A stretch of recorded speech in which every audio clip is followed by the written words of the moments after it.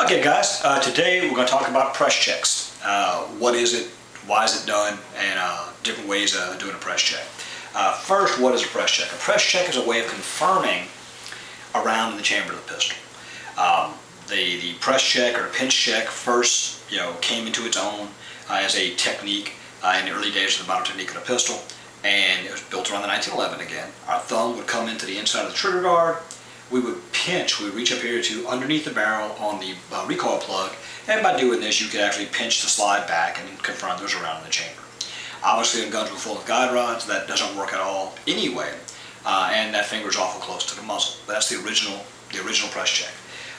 Then you started seeing, they started putting cocking serrations, forward cocking serrations on the pistol, and that was to support a pinch check or a press check here, where you pull the slide to the rear and again look to see if it's around the chamber. You'll also see guys teaching it coming over the top, grasping the slide here and pulling back there. All of those have a similar problem, share a similar problem, which is they are strictly visual. You are looking to see brass in the chamber. There's no tactile component. So I don't like those for that reason, and for a couple others. We'll get there. There's one trainer I know that is teaching to bring the gun into the torso, grasping the slide, holding the slide open, and reaching in with the pinky of the gun hand to physically confirm the presence of a round. While that does give you a tactile confirmation, you have no firing grip on the gun to speak of. The gun is still pointing forward, as with the others. Not a huge fan of that. I think if the gun is not being pointed, downrange, ready to do work, we have to control the muzzle. For me, the position that I manipulate my guns from is the same reload position, the same muzzle up position back to my body. I will do a press check from here. What I do is I bring the gun in here, I roll the gun inboard, so normal reload position, I'll roll the gun inboard and I'll grasp the slide, the cocking serrations with the social finger and thumb right here. And I will lay the trigger finger of the offhand on top of the barrel hood. I'll drag back slightly so that my index finger falls onto the chambered round, falls into the chamber onto the chambered round.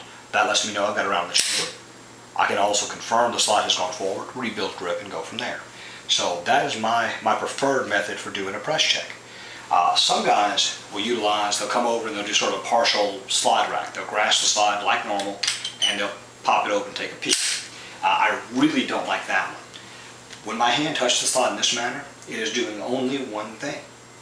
Whenever my hand comes onto the slide in this manner, it is going to try and tear the slide off the frame. It's running the gun and going from there. So the idea of trying to do a press check using, or chamber check using this grasp, I strongly disagree with. So anyhow, that's my take on press check. Now I'm going to grab this Beretta.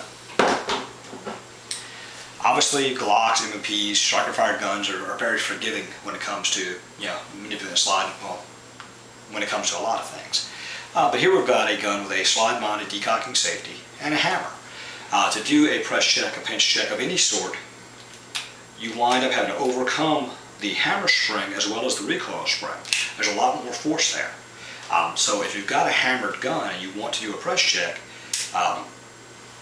thumb cock the hammer. In this case, I've got to turn the safety off. This is a Beretta. If you thumb cock the hammer with the safety on, it ain't going to stay. So the safety goes off, I thumb cock the hammer, and then I do the same thing. I grasp with the thumb and social finger, index finger on the barrel hood, drag it back till it falls on the round. If there were no round in the chamber, the finger falls into the empty chamber. So again, you know physically whether there's a round in the chamber or not. So that's my take. And then once you've done that, in this case there was no chamber, now there's a round in the chamber, I can press check, confirm if I need to, and then from here I can go ahead and decock the pistol before I put operate the lever to decock the pistol and go from there. So anyhow, that is my take on press check on the pistol, guys. Thank you.